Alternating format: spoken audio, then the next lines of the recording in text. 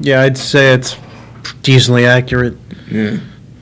But Confucianism, excuse me, let me not mumble my words, also known as Ruism, is some parts tradition, philosophy, religion, way of life, governing, and it later developed. That's coming from you, I think. Is it? Does it come from your phone? Wow. Go ahead, go guys. Just screw Joe. An omnipresent force has taken our submarine, bro. Yeah. I wonder what that was, Mike. Yeah, so do I. Let's just go back to Confucianism. Maybe it was that weird fake plant that was talking to us. Yeah, maybe. Probably. We're gonna say it was the fake plant. It was the fake plant, guys. We'll promise to take it out back and Beat it. Exactly. Now, where was I? Wow. Okay, it developed from the later called 100 schools of thought from the teaching of the Chinese philosopher Confucius. He lived sometime around 551 BCE and 479. It's a very old philosophy. Very old. I mean, it's insane. I think. I always think it's really insane. And I think it reinforces my idea that the universe is on a set path through the universe. That people during this age. I mean, it really isn't that long ago. It's over 2,500 years, which really isn't that long at all. It's like a sneeze on the overall expanse of what time really is.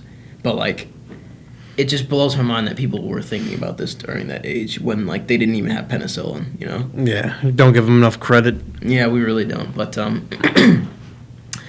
during the Tang dynasty, excuse me, it was during 618 to 907 BC. No, I think that's 80. Because it doesn't make sense. Because if it was enforced, if Confucius. Well, remember BC goes reverse. Yeah. So it has to be 80. No, okay, so that's 80. Excuse me. It was revived to counter the influences of Taoism and Buddhism. Taoism. Yes. And became the basis of the imperial examinations and the core philosophy of the scholarly official class in the Song dynasty. I find that really cool. I feel as if we should bring that back. And who brought it back? Who brought it back from the? It was during the Tang dynasty. Okay. I don't know. I didn't get a name of the emperor, I guess. Maybe they felt things weren't getting. Maybe they felt things were out of order with Taoism and Buddhism, so they brought back the most orderly thing they could find. Yeah, we're gonna have to do. I personally think we should do a dive episode on that. Okay. To talk maybe a little bit more about why they brought it back and who Confucius is and his book on. But for now, we'll just keep talking about its tenets. Yeah. Now, so we're gonna get into the content. Mike, I hope you're ready. So what I got here, it says Confucianism. No one cares. Well, no, we care, but not too hard. Well, yeah. Confucianism. Yeah, the show that you came to learn about Confucianism doesn't even. Confucianism. Confucianism. Confucianism. Okay, there you go. No, you're right. It's Confucianism. Whatever. Emphasizes the importance of family and social harmony, rather than on otherworldly source of spiritual values. In this case, the individual human is the source of divinity, and his ordinary activities, especially his relationships, are manifestations of the sacred. That's... I don't want to say beautiful because I don't want to sound all sensitive. Yeah. But in a way it is. Yeah. I mean, it really does put it in your hands, Yeah. Which is, I think it's better overall. But the overall worldly concern of Confucianism rests on the belief that human beings are fundamentally good and can perfect themselves through personal and communal endeavor, especially self-cultivation and self-creation. And I feel as if that would resonate really good with today's youth. Yeah, a lot of us want to do things our own friggin' way. Yeah. Don't want to be told what to do. Yeah. Well, more than anything, I feel as though people think it's really niche and sort of being niche is cool. Yeah. Or kind of yeah. We're gonna do an episode more on I guess being niche and something stuff like that, but really it's kind of ridiculous. I'd say this podcast is niche for the philosophy. Yeah. No one's doing philosophy podcasts. Well, I'm sure they are, but I think the whole thing is. Yeah. This is the only one. You gotta look for this. Yeah. This is the only one that exists though. Don't look for anywhere else. As soon as you see Tales from Bam Yoshin, oh, look at that. Philosophy. Yeah, exactly. All right, so fundamental concepts. Each fundamental concept has like a name, and please don't hate me, all of our Chinese viewers, if I butcher it. But here we go. So first one called Tiang, I think, is represents heaven, and only what I got here is Confucianism focuses on the practical order that is given by this worldly awareness of heaven, or Tiang, right? Basically, like Confucian priests, like, are really like these guys who lead like the populace through these things called rites. And so, like, they're supposed to, like, invoke, like, spirits of, like, a particular, like, positive spirits. Because, like, the thing about Tiang is that, like, it's also, like, something that exists in, like, so much Eastern, like, Asian philosophy and other stuff like that, like Buddhism and Taoism. Or Taoism. You can mispronounce one philosophy, not two. You just mispronounced philosophy. Yeah, I did. Why didn't they just put a D there? It's fine. But to worship the gods in public and ancestral Chinese temples is preferred on certain occasions by Confucian religious groups, and for civil religious rites over Taoist or popular ritual. The expressions of humanity's moral nature have anchorage in the Tiang and unfolds through an appropriate respect for the gods or spirits. Shen. We talked about Shen when we talked about Taoism. The Taoism, yeah. It's they're similar, right? Shen is, I believe, your emotions, like things that you do driven by emotion. Oh.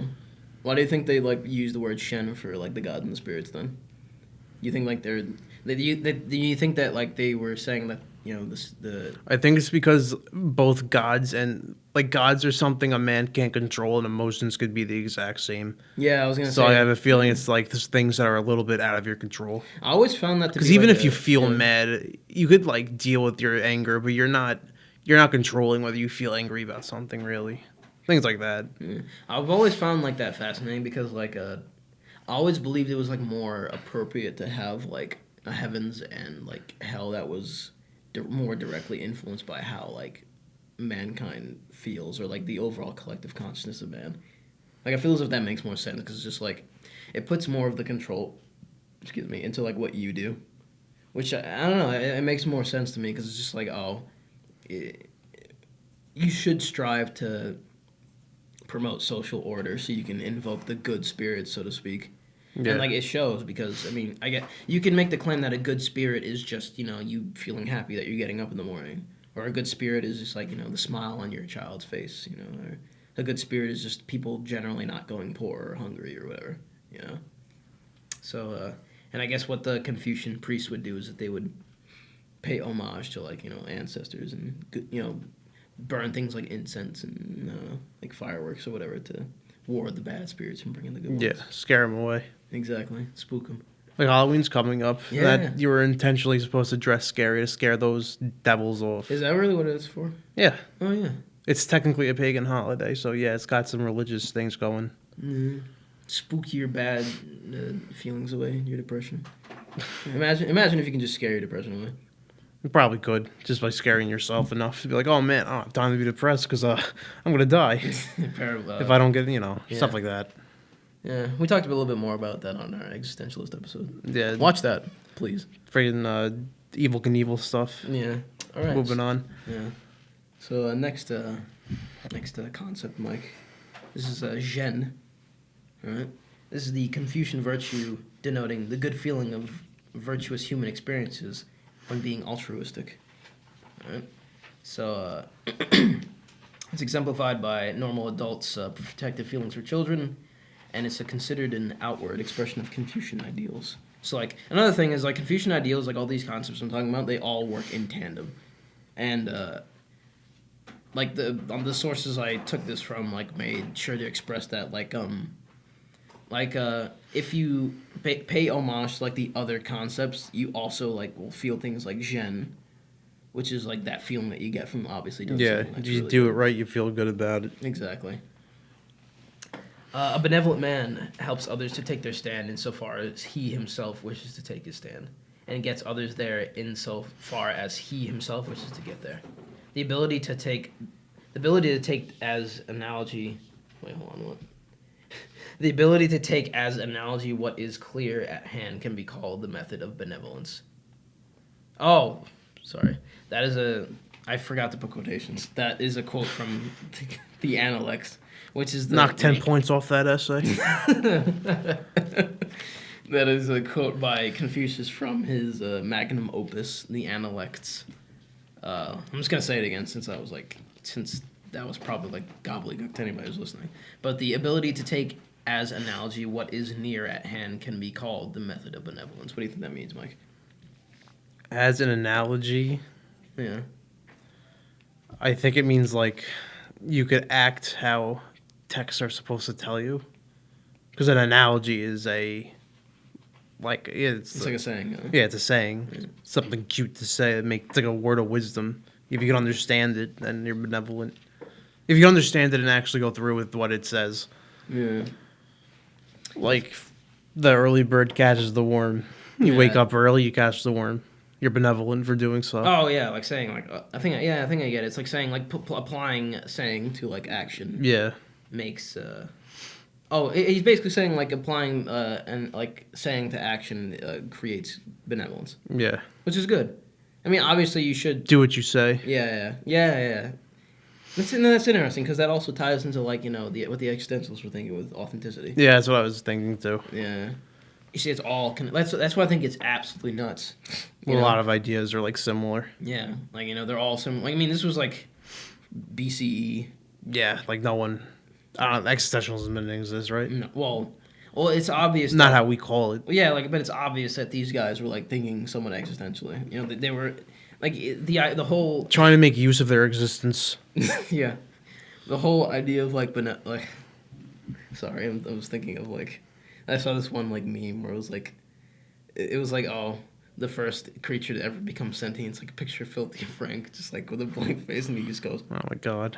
yeah. Oh yeah. Imagine how they felt, like the Yeah. first person to ever see the reflection and understand what it was. Yeah.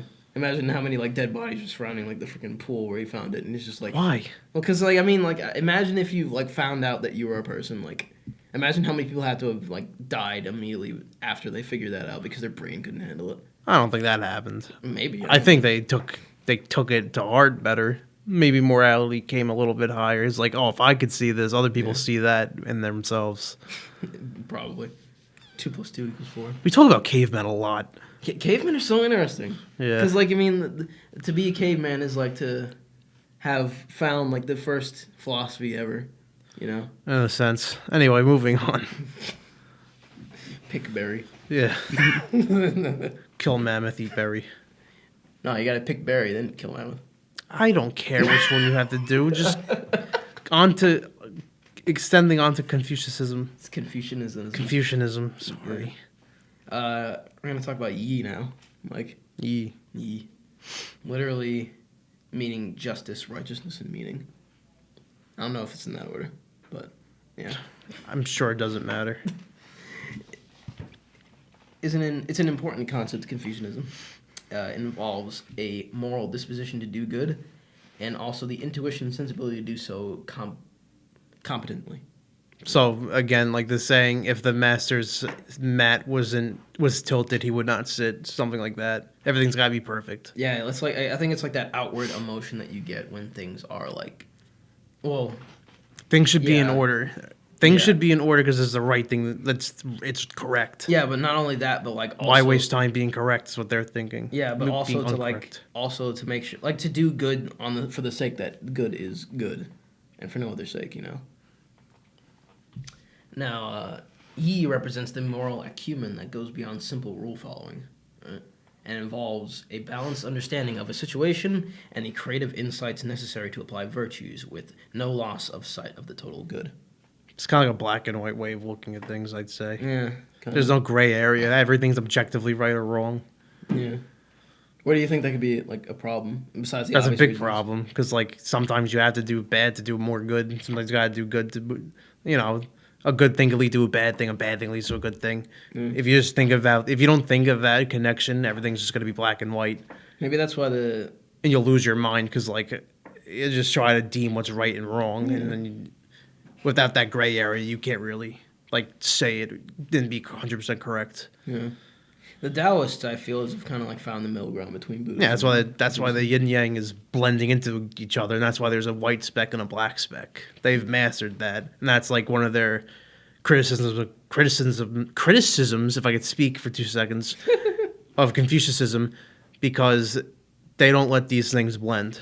Yeah. I'd say it's rigid. Like it has to. It has this. It has a stereotype of being rigid. Yeah. And that's why when he tried the vinegar, he didn't quite like it. Yeah. It's like I shouldn't be like this vinegar should be in like a meal. I shouldn't be drinking straight vinegar. Which in that case, yeah, you got a point. But still. Does vinegar go in? Yeah, forget it. Like imagine if you were eating marshmallows and someone said you were wrong because you're not making s'mores with it. Oh, yeah. Like what's to you? Kinda. Yeah. I mean, I guess it's kind of beautiful, you know. Obviously, like to have. Ooh, I think this is a story. I think I'm recalling.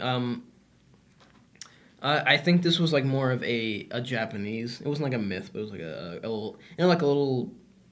What are those stories like morals? I forget. Lessons. Kinda, yeah. But it's like this guy. He essentially like broke a vase, right? And or something. It was something along the lines of like there was this. Okay, so like this one guy broke a vase, and like instead of like buying a new one, he repaired it by like putting gold in the. I've heard this. Yeah, and putting like gold in between the shards and building it like anew. And I think another guy like so was like, you know, that's nonsense. I'll just get like a really good looking vase and bring it back again. Yeah, I think it means to say that even if you even put something like looks nice, if the whole thing doesn't look good, then I don't want it. I don't care how expensive it is. Well, no, like I think it was like more of a commentary on like it is these imperfections that sort of make things somewhat good, you know, like it's or it's like seeing how like hard work can turn like a really sour situation into like a good one. Yeah. Yeah. Which but I the feel guy like didn't want the vase though. No, well, no. Oh, I didn't actually finish the story. Okay, so like basically, like one of his friends came over, right? He has a wise sage like friend, right? He comes over and he sees like the really important vase, like a big important vase. He's just like, eh. But then he sees like the gold, like the vase with like the gold in between the cracks, and he's like, oh. So he made something new out of a bad situation. Yeah, and like, that's to be appreciated. Yeah, exactly. See, but if you see things really black and white, you may have never thought about doing that. You might have just thought, all right, time to get a new vase. Exactly. So we just found a hole in Confucianistic thought. Yep. It's not the only flaw I see. Moving on. Oh, boy. But in application, yi is a complex principle, right? Which includes skill in crafting actions which have no moral fitness according to a concrete situation. The wise recognition of such fitness, and the intrinsic satisfaction that comes from that recognition. So I guess let's take that a step at a time. The first one, crafting actions which have moral fitness according to... which have moral fitness according to a given concrete situation. So, like, discerning, like, okay, what here is right and wrong. You know, like, which is the more... Which will inevitably cause the most good instead of, like, the most harm. Why, you look so angry. You look really... You had this, like, really scrunched up expression on... Because I'm doing my best to understand what the hell you're saying. No, I'm kidding. I do get it. I get it. The wise recognition of that fitness, which I guess, like, realizing that... Searing wrath is upon you. I'm sorry. You said you went from one ridiculous face to another. See, but that's Confucianism right there, because you just said the right and wrong. Oh, well, yeah. Which one's the right face to make? What do you want me to do? Just stare into the sky? Yeah, Deal with it, basically. Yeah, it's interesting. I have to use my skill in crafting actions to fix my face. No, to judge which face is the more positive one. And when I do that, which eventually will happen probably, I have to recognize that my fitness of judging moral actions is proper. Ooh. And then I wonder what that is. The intricate satisfaction that comes from that recognition, I have to have some intricate satisfaction. So I'm feeling intricately satisfied from realizing that one face is better than the other. I see. We're gonna do that instead of RP. I'm just gonna just. We're, We could try to role play. yeah, I guess we could. Every single RP situation, I don't put it here. Like I have to literally come up with. Yeah, they one come off up the with it and I have to derail it. spot. Yeah. So it's an objective right or wrong situation. That would maybe confuse the Confucius, let's say. Actually, I have a better one. A better one. Yeah, I have a better one. We're gonna do it later in the show. Don't worry about it. Sure. Yeah, I have a better one. But We have to first- get to the later part of the show, though. Yeah, we have to. But first, Oh, yeah. I'm in need of some satisfaction on this bland chicken I got. What do you got there? I got Twisted Hot Sauce by Eddie Ojeda. Yeah, fantastic. What kind is that? This is apple serrano. My eyes are blind. Yeah. But yeah, it's packed with apples. Like there's so many ingredients here that say apple pie filling, apple cider, just apples. Really? Yeah, so it's interesting. There's other flavors too, like the peach and I believe it was habanero. Yeah, something like that. You could pick that up at Amazon. Yeah. Trying to get into retailers. Yeah, fantastic. But yeah, and it's also very low, only 10 milligrams sodium. So Yeah. if you're actually trying to bulk or cut, Yeah. this is like the best hot sauce to do it. Yeah. Fantastic. 0 calories, and then no sodium, so you don't have to worry about, because a lot of people complain about sodium. You can drink the whole bottle, no salt. Yeah. It would basically be like eating an apple and a pepper and some other stuff. It's like liquefied, basically. I wouldn't suggest drinking all of it in one go, but if you're that kind of crazy guy. Yeah. Well, this is the most mild flavor. You might get away with it. You know what? My skill in crafting actions, which has moral fitness according to my given concrete whatever's, deems that drinking that whole bottle is a good act, and I feel intrinsically complex emotions about how good that is. So, I think you could get away with this flavor, but the other two, they're hotter. So I Yeah. don't recommend drinking the entire bottle in one go. I am having a But- moral concrete action about thinking. I certainly do recommend it on anything you need to spice up. No. Eddie Ojeda's Twisted Hot Sauce. Buy it, please. Thank you. On Amazon. And Amazon. All right. No, put it there. Okay, I'll put it there. Jeez. It's really good. Each one has his well, it's not a signed autograph like personally from him, but Well, it's got his signature. yeah, it's got a signature. So if you want to see his signature, it's good. All right. Oh, the show, Mike. I got. Stop knocking on the table. Sorry. But I have the next principle. So you gotta knock on your pants now.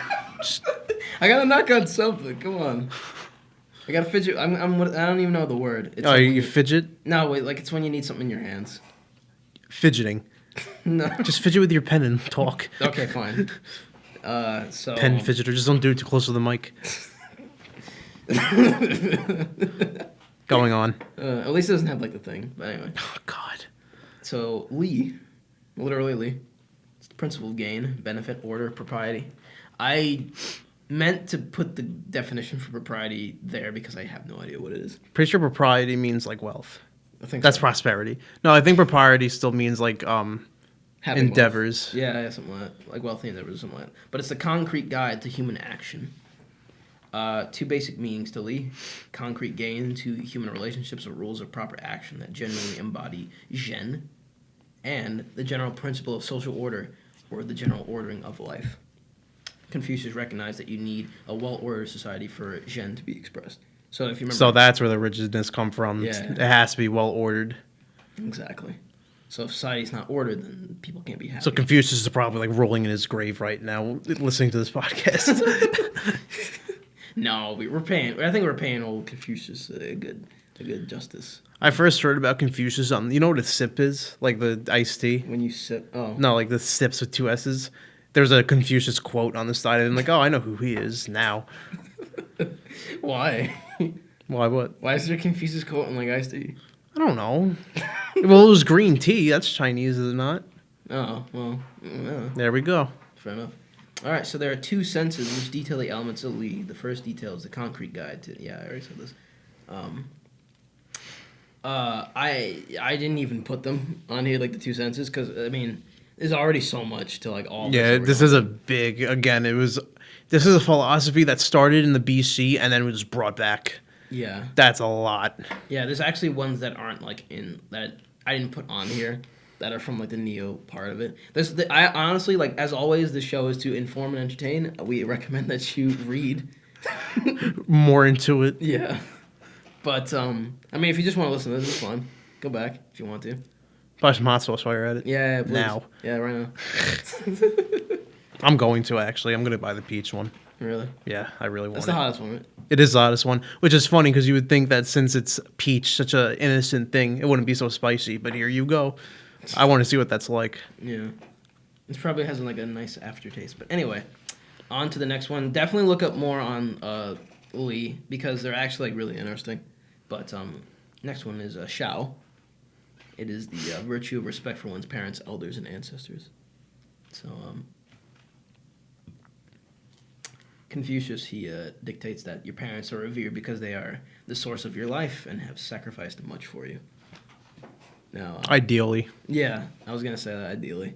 Well, the interesting thing, I think this falls into Lee as well. Yeah, well, I think that leads Yeah. into a good part that lead into the question of the day. I think so. I'd say so. There's still some more. You want to just go right into it? Oh, you have more? Yeah, there's more. Oh, so keep going. There's like one more, but We'll revisit it. Don't you worry. yeah, but well, there's a lot here, but So you gotta say it. oh, hold on, I can condense it because we might not, because I obviously want to get to everything, but basically, I mean, the kind of like the big one here is that you should do well to make the family name known and respected, bring honor to your family. Oh, that makes sense. That's like a big Chinese. That's a big Asian in general thing. Bring honor to your family. Exactly. Oh. No, I'm just saying, like, let's keep it at that because But yeah, no. yeah. What am I gonna do? No, I'm just saying, like, Reminds you of Avatar a little bit with Zuko. No, it's That's like, what I was thinking. Kinda, but I'm just thinking, like, we obviously like can't like just make too many like assertions on like. No, I Chinese. know. Yeah, It's just I'm just like it's a Yeah, it's kind of like a big thing. Yeah. So, but anyway. Consider someone you respect and admire who saves your life or someone who has sacrificed your life for you, as indeed your parents did, hence the reverence. So like, I mean, like that's actually really important. Okay, so like, imagine like you go into like cardiac arrest for whatever reason, you're resuscitated. Say you have like a whole bottle of the peach hot sauce. And it saves you from cardiac arrest because it's good hot sauce and you should buy it. And never, and for some reason, I don't know, you go into cardiac arrest for a completely different reason. Yeah, you go into cardiac arrest and you're resuscitated by like an EMT, right? And obviously you're really what? You're going into cardiac arrest, all right? Yeah, you're going to cardiac arrest. And EMT resuscitates you. Okay, thanks. And imagine the gratefulness you have towards the EMT, but like equate that to how you should feel about your parents. Because obviously you lived with your parents your whole life. It's really easy. To just Yeah, but you didn't ask your parents to be born. Still, though, you didn't ask the EMT to resuscitate you. It's only his job. Oh, yeah, you got a point. He could have just been like, I'm feeling very down. Don't even bother. Don't resuscitate. No, it's horrible. I get what you mean, though. Yeah, I think you can like actually like. I think there's like a card that you can have on you that says "Do not resuscitate." Let's not go into that. No more bleak despair for an episode. This is why his girlfriend won't watch the show. Oh yeah, she doesn't like talking about death, and we managed to fit it in every 20 minutes. Don't worry about it. But there's another thing. When your parents die, their unfulfilled aims and purposes should be the purpose of their children. I hope my parents have no friggin' unfulfillments. Yeah. My dad wants me to go into the Navy. I think if I did, he'd be happy. Oh, you should go into the Navy. Don't tell me what to do. He couldn't get me in. Why would I listen to you? What if I resuscitate you after EMT, whatever, and then you'll have to do it after that? You'll have to pay reverence to me or whatever. I don't gotta do such a thing. All right. So the beginnings of Zhen and Zhao are in family life. Once the reverence and respect is understood for parent, Zhao can be extended by generalization to family, friends, society, and humanity. Respect for the sake of reverence affects who you are. So if you rebel too hard, you're like An anarchist type of person. It's actually basically like. This doesn't sound very applicable to American society these days, but I disagree. why? Well, cause like, what do you mean by applicable? Like, kids, we like once we hit 13, we're like, screw mom and dad. I think I'm gonna smoke pot or something. Yeah. And then I don't know. I think I'm gonna learn croquet. I don't know, but Something like that. we always rebel. Yeah. But like, But we don't look bad for doing so. yeah, but like, Usually. what I think is, how should I say? Well, I feel as if this is actually like making like a very Freudian argument, kind of. Like, because I mean, we're gonna have to do an episode on Freud, because Freud was an interesting guy. Yeah, I think anyone who's taken 6th grade psychology knows he was a... Great psychology. What are you talking about? People know. He's well known for, the Oedipus complex and stuff. Yeah, but ooh, we should do that story too. No. But I think this is actually making a Freudian sort of thing, because it's like basically asserting that, because okay, in the first one it asserts that like starting out you should have reverence for family, and then you can extend that to like your outward, like That makes sense. But then it says like the way that you do that, or like how much of you have done it in your life affects who you are. So I think that's actually really important, because Puts a lot of responsibility on this child. well, no, it's all because it's actually something that we're gonna go into later in the next thing, called zhong, I think. I think it's how it's pronounced. Yeah, I'd say. Zhong, but basically, because Confucius, excuse me, he recognized that the family is the basic unit of civilization, Yeah. which is true in almost every aspect of the word, in my opinion. But basically, like, and this is something else that like a lot of philosophers that will assert, or a lot of psychoanalysts will assert, that if you want to, like, you shouldn't try to like go out in the world and basically fix everything without having your own house in order first, Makes sense. And that's really important here, because it's saying that, like, basically you are who you are, and the level, like, of, say, respect you have for authority, or the level of respect you say you have, or the way that you express respect for others is exemplified in how you... Well, it's instantiated in how you developed the understanding of respect towards, like, your family. And, like, the people around you, that sort of thing. The people who were there from, like, your very beginning. How do you say, like, I am respectful of others? You think I was raised right, Mike? Yeah. I'm not going to say no, Why? obviously. I think you were raised decently. I don't know. See, I don't think I'm in a position, because I'm not much older than you, to tell or know. Because I don't even know if I was raised, like, I hope I was raised correctly. I don't know. Well, Which is earing into the question of the day, but we'll keep going on to... any kids who are watching, please don't, like, take this information. Yeah, don't... Wait until you're 15 to rebel, at least. We're not telling them to rebel, are we? Well, nowadays you I am. Nowadays you're kind of rebelling, like, to be... Having, like, a well-structured, ordered life when you're 15 is kind of like rebelling. I guess, like, the status quo. Like, I want to rebel right now. do what? I don't know. I want to make my car into a convertible. Awesome. I don't know. Hydrofoil. Hydrofoil. That'd be awesome. Dingaloo, dingly. All right. Zong. Then we're going to do some other stuff.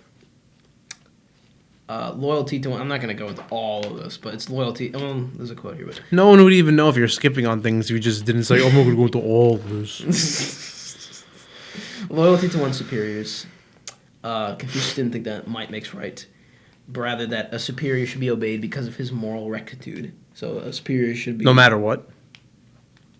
Well, that's just what it says. She should be obeyed because of that. So maybe, I guess if you were to ask him, which, I mean, he's not here yet. No. Yet. Special guest. Confucius. But no, like... Speaks Chinese so we don't even understand. Well thought, Confucius. Sure. There was this lady at... I have to say this, but there was this lady at IKEA who, like, literally was speaking Chinese to me exactly like I understood her. Like it was just, like, she was making it off as if I understood every single thing that she was saying. And it was, like, a really jarring experience, because I was like, she was making like some sort of point to like. She was trying to like direct something to someone like an emotion. I just pointed to like a guy next to me. Yeah, that happens to me at work. I'm like, if they speak a language I can't understand, I do my best to use hand signals. I'm like, this. But anyway, basically like how should I say? He's saying here that the superior and the inferior, quote unquote, is they have to work in tandem in order to have society be orderly. That makes sense. And you see that goes into all the other. So with that skewed Met, let's say, he's going to be wondering, who is in charge of the Met? Why is it askew? But the thing is, You're fired. He is, but he doesn't assert that you should be like mean spirited to your inferiors. But you should like use law in order to have them recognize what their places in society is, or what their place in society is. All right. So that's good. I mean, society. I mean, I personally think society should be orderly. You know, and punishment obviously is kind of important in ensuring that. But obviously, like it's a slippery slope because nowadays a lot of people have a lot to say about the way that America punishes its criminal population. I remember I went to Lush, that bath bomb place, and they wanted me to sign a waiver to get rid of corporal punishment. Like killing somebody? Yes. Everyone has signed it. I'm like, no. Because you got to think, if they're not sorry, they're just wasting money up in there. That's my opinion on it. I mean, I'm half and half. I also still kind of feel like you shouldn't just kill them. It's just hard. Like, you just don't know what to do. The main argument behind it is that there's, even in the conviction, there's still reasonable doubt. Yeah, that's another thing. Like, I'd feel awful if someone was charged with the wrong thing. And then they were killed. Yeah, I think that's my biggest fear. Like, victimizing, trying to accuse the wrong person of the wrong thing. All right, so Mike, let me see. I think we've got a little bit more time. I'm not going to do all these quotes, even though some of them are really good. Just hit me with like 3. Okay, that's fair. I'll hit you with the basic ones. So, to be wealthy and honored in an unjust society is a disgrace. Confucius, the Analects. Well, then yeah, because you're kind of to blame for why it is that way. Why so? Well, it said if you have the wealth in this corrupt society, like, and if you know it's corrupt, then you had to have found a way to get up there. You have to have had the way to like go into the system when it's unjust and probably use some unjust means to do something like you basically saying. Oh, actually, you know what? This is probably there's a big argument on a lot of social spheres about how like somebody who's like somewhat passive or neutral in a situation not only isn't helping but is complacent in letting like either side get traction, which I kind of have some problems with.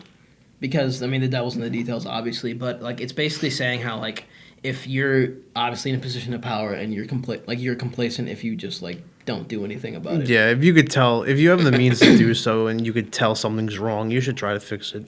Probably.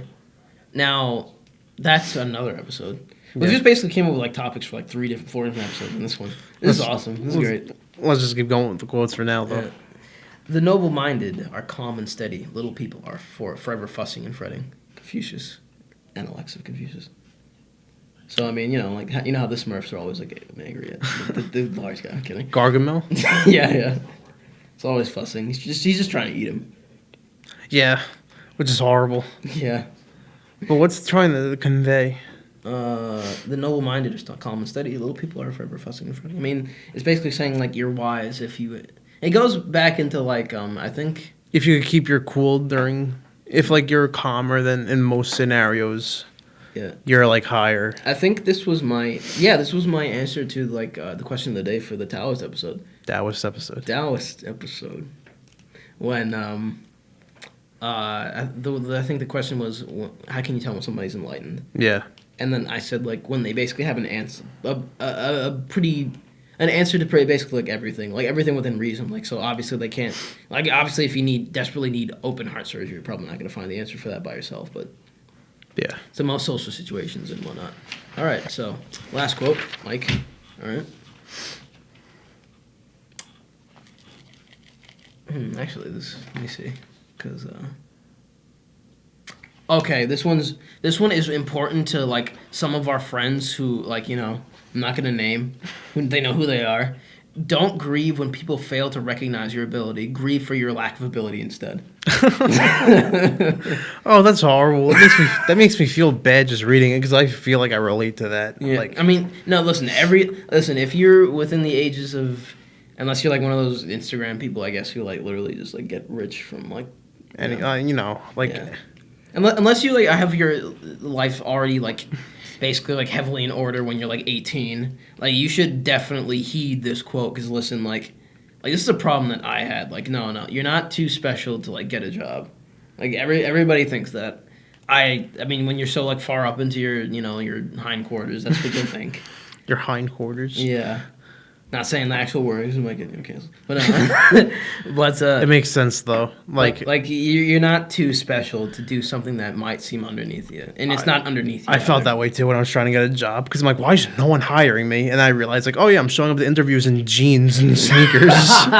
Maybe that's why I'm not getting hired. Yeah. So then when I got my current job, I walked in a nice dress pants, loafers, a pea coat, and I got hired on the spot.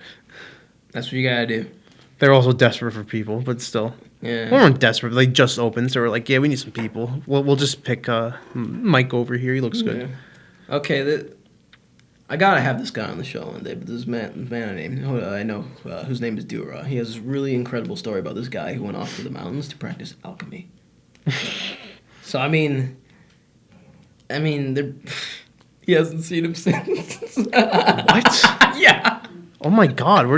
What mountain did he go to? A mountain, dude. He went to the same mountain that Lao Tzu did? Yeah, exactly. That's in China. He went to China. Did he actually? I don't know. No, he hasn't heard from him since. He's dead. I don't know. I hope not. All right, Mike. So there's some more.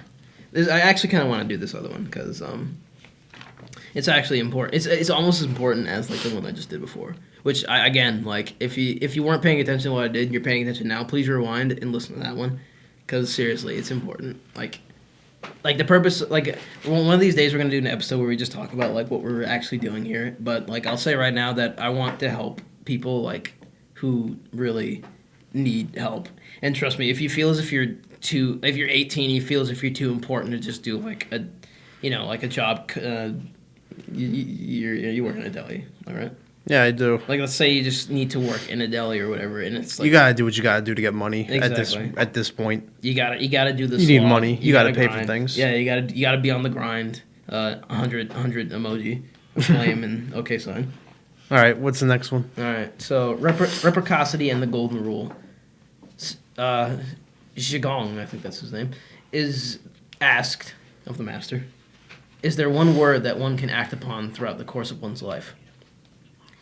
The master said, reciprocity, shu. What you would not want for yourself, do not do to others. That makes sense. Yeah. All right, moving on. Well, it makes, if you don't want this to happen to you, don't do it to someone else. Yeah. Basic All right. morality. I think we have time for Mike's mysteries and the question of the day. Yeah, so Mike. So the question of the day, since we were talking about parents so much, Exactly. is why do we rebel against our parents? Why do we rebel against our parents? It's a good question, Mike. I personally did it because I wanted to do my own thing, and they weren't too keen on it. Like, I don't know. It's hard to describe. You feel bad about rebelling against your parents when you talk about it. Yeah, you do. But then it feels almost necessary. You got to be your own person. Like, your parents can't tell you who to be. What do you think? I think that. Well, I had a really long sit down and think about that sort of thing, and I realized that like, because I live my life in a very Socratarian way. Like, I don't know anything until I'm absolutely 100% sure. But and even then, I still don't know anything. Yeah. So I like, why is that not applicable to like your parents? Like your parents know something. Because you were born, and they're like the people who made you. So there's there's no one else like that on earth. Yeah. Let me think of like this example, whether or not it'd be proper to say, I guess. okay, let me just say this. Things have changed a lot from when my father like grew up. Yeah. And like my father tries to instill like values in me that Maybe outdated. well, that's the crux of the argument, but they are still nonetheless very important, especially when he was growing up. And like sometimes, okay, there's times when like I'll think about what he says, and if I apply it to certain situations, they'll end up like protecting me from something that might have been valuable way more back then. But in the end, like say like if I were to apply it, I might just like lose someone who could have been like a really valuable friend. Yeah. That's Like I don't want to rebel too hard. Yeah. Like how did you even rebel? How have you rebelled? Have I? Yeah. Let me think.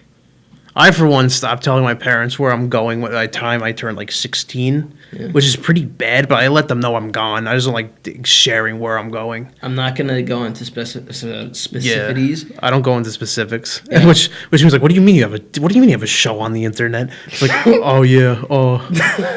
What do you mean you have a girlfriend? Oh yeah. No, but what I was gonna say, I was gonna say like I'm not gonna go into specifics with my like example, but like I date who I want, basically. Yeah. Like another thing, don't obviously let them tell you like who you should and shouldn't date. Oh yeah. I dated girls. My parents told me not to. Oh, I don't know. She doesn't look too savory. I'm like, shut up, Mom. You don't know. And then the girl broke my heart. Like literally that day. Like, damn, I should have listened to my parents. Well, I mean, obviously sometimes you should, but like I'm in terms of my example, it's like it has to do kind of like this. I think it's a good thing. It makes you learn your own lessons. Yeah, kind of, but like with me, it's more along the lines of like again, like I really don't want to say anything like too controversial when we're on air, but like race.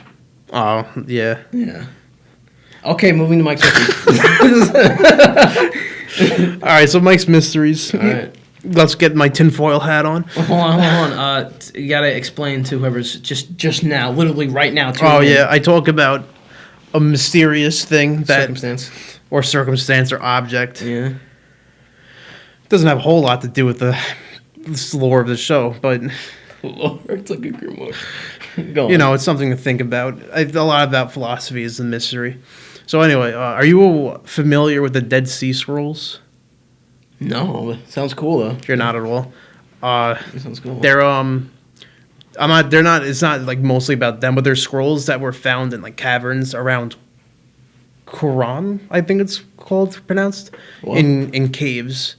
And most of the ones I'm talking about right now are like biblical, like stories and things. But there's one in particular called the Copper Scroll that depicts treasure. It's like it's kind of like a treasure map in a sense. It says like there's 64 like tons of gold somewhere in the place. The only problem with it is you could tell it was written later than the rest of them because it uses a different dialect. They use emojis. No. It uses a different dialect of Hebrew. Yeah. And you can't really unscroll it all the way because it's made of thin copper, so it just breaks. So a lot of people have been trying to decipher it, and people think like they try to theorize where the treasure is because they haven't found definite concrete treasure. And another thing that is very bizarre is there's priestly garments with the treasure. So they're like debating like who wrote this. So which NPC do I gotta talk to when I find this treasure? And Sorry, go on. another problem with it is like it's very possible the treasure's already been found. Uh-huh. Or like people think when the Romans destroyed like the temple that they used the treasure to rebuild it, and they think it's already been used. But a lot of people think like it could still be out there. Wait, what temple? The Romans destroyed a temple during, Was it in Jerusalem? I think when it was when. Oh my God! It's a Catholic story. I went to Catholic school for 13 years, and I cannot remember this story. But it's also because you're talking about the same thing for 13 years. But yeah, it was when he was trying to let his people go. The Exorcist. Oh. The Exorcist. The Exorcist. Exodus. Exodus. Oh, Jesus. They destroyed a temple, and some people think they used it to rebuild. Anyway, it was unearthed in 1952, I believe. Yeah. In the third cavern. I think there's like 6 caverns. Anyway, And people have been looking for the treasure ever since. And another problem is like how much treasure it promises is almost impossible. Yeah, because I was gonna say like a ton. What does that mean? Do you know how much a ton of gold would be worth? They estimate that like just that would be like about $1 million USD. Just 1 ton. Not just 1 ton, just like one of the treasures, like one of the first things. Like there's most of the Trevor. Hey Trevor. Most of the treasures involve gold, silver, priestly garments, and there was like a strange type of Metal. no, like oil that one person did actually in the 60s, I believe. I found it. They used it. They used the scroll to find like a vial of like oil. Like just And then even then it's questionable if that's truly what the scroll said. And you can't even touch it because it'll break. the oil. Or The scroll. The scroll's in a museum right now. But yeah, I thought that was very interesting. There's like a legitimate treasure, like a treasure scroll that you can't touch or it'll break. I think that's crazy. I think that's quite the mystery. That is actually the best mystery I've If I could, heard. if I could read that scroll, you think I wouldn't be adventuring for that treasure? Yeah. I want money and I want gold now. I want experience, dude. I Yeah. want to level up. Oh my god, you're a nerd. Come on, like imagine. That is quite the journey. It's pretty fun. The Dead Sea Scrolls. Well, it's the last of them, and it's the last of them definitely chronologically, because it was written with a different dialect with all different technology, and it doesn't tell a biblical, like it doesn't tell any story or anything like the rest of them usually. By the way, it called Dead Sea because I found them in caverns by the Dead Sea. Yeah. I remember. I just remembered what the Dead Sea was, and I was like, "Oh, yeah, it's probably like a biblical thing." That's the sea where you don't melt. You don't melt. You don't sink in, right? I don't think you melt in any sea. Unless you're a witch. Oh yeah, you're right. But yeah, it's that sea where that's another thing that's really makes it even more mysterious. They found it in a sea where you can't really drown Yeah, no, you can't because of the the salt. Yeah. You also can't stay in there for too long, or the moisture in your body will just come out because there's so much salt. It's really good for your skin, though. Yeah, for like a few minutes. Yeah, I think over 10 minutes you're gonna die. you can just turn into like a raisin. Yeah, pruny. Yeah, and it's like maximum pruny. No, you don't even become pruny. You just like shrivel up. Yeah, Die. like you're being marinated. Brined. But yeah, that's what the mystery about it is. They found, not even at the same time with the rest of the scrolls, found a treasure map on a thin copper scroll depicting treasures that like, what would you do with? I think it was like 64. There's a special word for it back then. But no matter what it is, that's a lot of gold. What would you even do with it? Huh. If I found it, I'll just like make a new scroll and bury it somewhere else. That'd be funny. Yeah. Take like one coin. Like, that's all I need. Let's take half of it. Mike, we should bury some treasure. Come on. I don't have treasure to bury. I have some treasure. Like what? Some treasure. I only have treasure that's worth anything to me. Sentimentality. We should bury your rocks. They're not worth enough money to warrant me doing that. I think altogether they're like $200. You gotta bury $200. I mean, maybe. It's worth something to somebody. Yeah, if you imagine you're just on on the beach with a metal detector, like ding ding ding ding. Oh, $200. Somehow. All right. God, I'm broke. All right. On that expression of poorness, it's time to end the show, Mike. You got any words for our viewers before we go? Yeah, my name is Mike Kempf. My name is Austin Andrews. As always, this is Tales from the Bottom of the Ocean. Confucianism. Buy this hot sauce. Biodynamic. Buy the headphones and microphones. And microphones and cords. Don't mix the two together though. Don't get talking fake plants. Oh yeah. We're going down.